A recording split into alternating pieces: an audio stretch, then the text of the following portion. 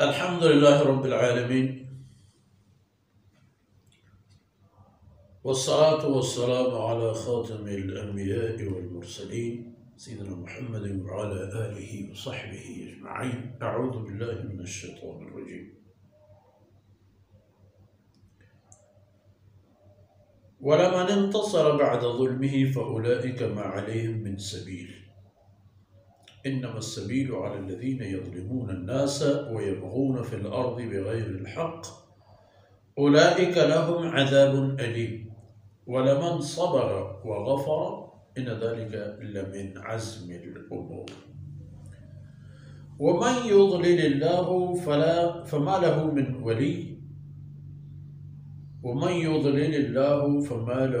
ولي من بعده وترى الظالمين لما رأوا العذاب يقولون هل إلى مرد من سبيل. سبحانك لا علم لنا إلا ما علمتنا إنك أنت العليم الحكيم. رب اشرح لي صدري ويسر لي أمري واحلل عقدة من لساني يفقه قولي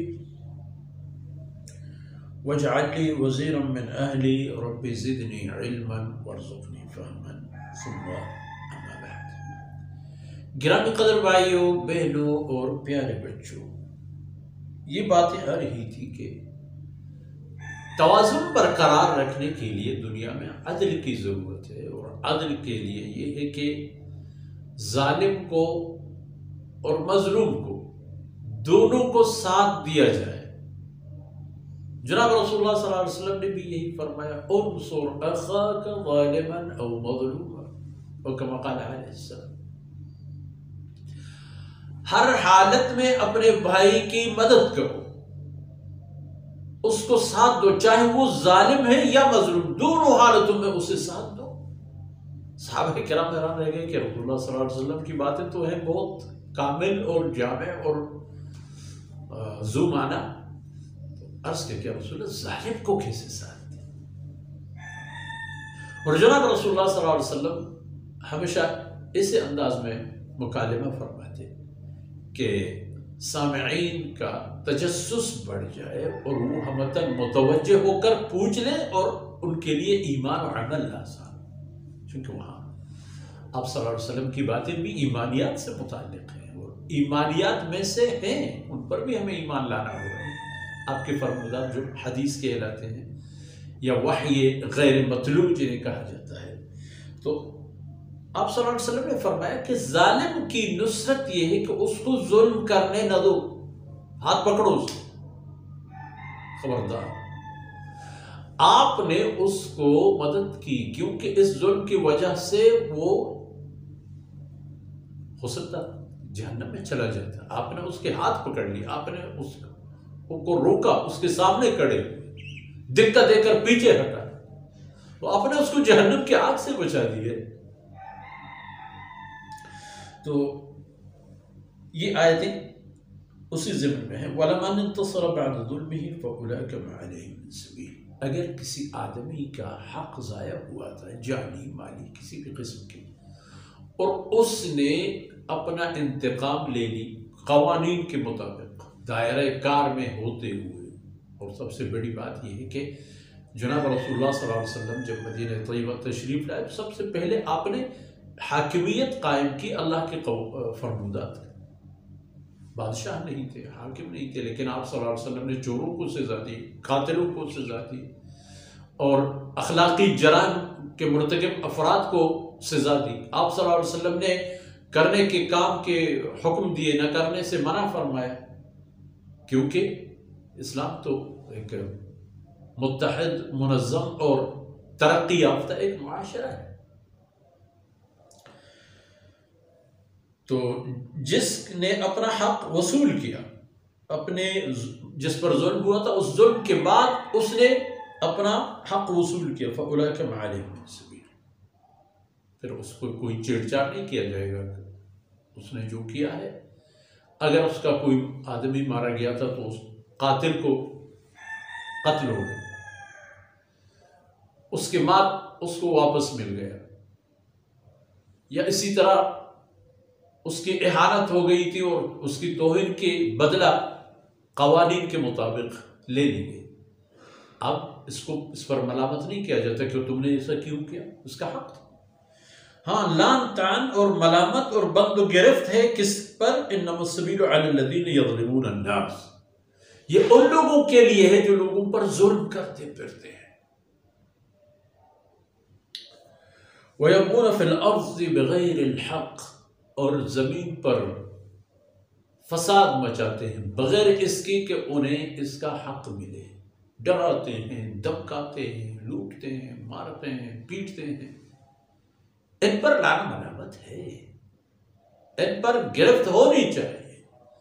لیکن عرض کیا کہ ان تمام معاملات میں حاکمیت ہو قوانین الہی کی. اللہ رب العزت نے جو قانون بنائے ہیں، اللہ کے قانون اور قوانین کی بالادستی قائم کر کے دنیا کو امن دو. اب اگر ہمارا معاشرہ مثلا افراتفری زدہ ایک معاشرہ ہے، قتل عام ہے، ڈکیتی ہے، فلان، تو پھر ایک کڑے ہو کر کے لے لے اسلحہ اور مارے اپنے دشمن کو، اس سے مزید فساد پھیل جائے گا. اس کا حل یہ ہے کہ حاکمیت قانون کے لیے لڑو مرو اور اسلام کی شریعت کو قوانین الہی بنا کر ملک میں نافذ بنا دو. قوانین الہی تو ہی ان کو ملک کی اعلیٰ سطحی سپریم لا بنا دو، ان کی پرسائے کے نیچے عافیت کی زندگی گزارو. تو پھر ان اصول میں جن لوگوں کے زمین کے اوپر بغیر ناحق شور شرابے ہیں، فتنے ہیں، ظلم و ستم ہیں، ان کو پکڑ. اولئک لہم عذاب الیم، جو لوگ زمین پر فساد پھیلاتے ہیں، ناحق اور ناجائز طور پر یہاں اپنے چودراہٹ یا اپنی غنڈہ گردی قائم کر دیتے ہیں، اولئک لہم عذاب الیم، ان لوگوں کے لیے تیار ہے دردناک عذاب. اور وہ دردناک عذاب ان کو دنیا میں بھی دبوچ لیتا ہے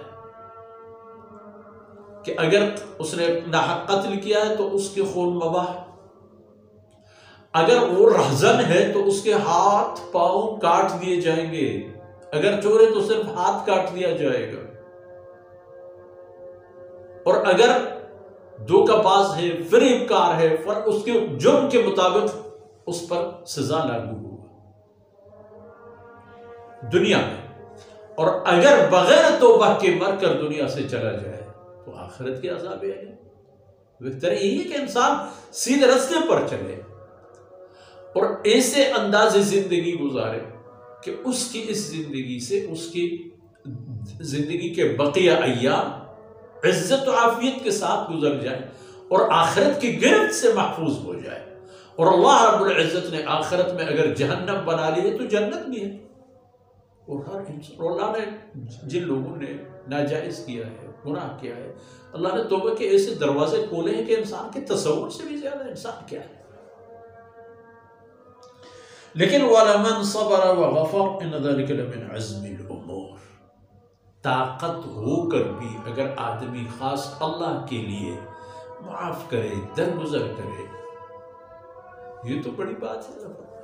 یہ ان باتوں میں ہے کہ ان جیسے لوگوں کے ہونے کے انسان عزم و ارادہ کرتا ہے کہ ایسے لوگ بننا چاہیے، ایسے لوگ بننا چاہیے، اپنے حق سے درگزر کرے، اپنے مدعا علیہ کو، اپنے دشمن کو معاف کرے، معاف کرنے کے بعد مل جل کر زندگی گزارے. ایسے لوگ ہی تو اچھے لوگ ہیں.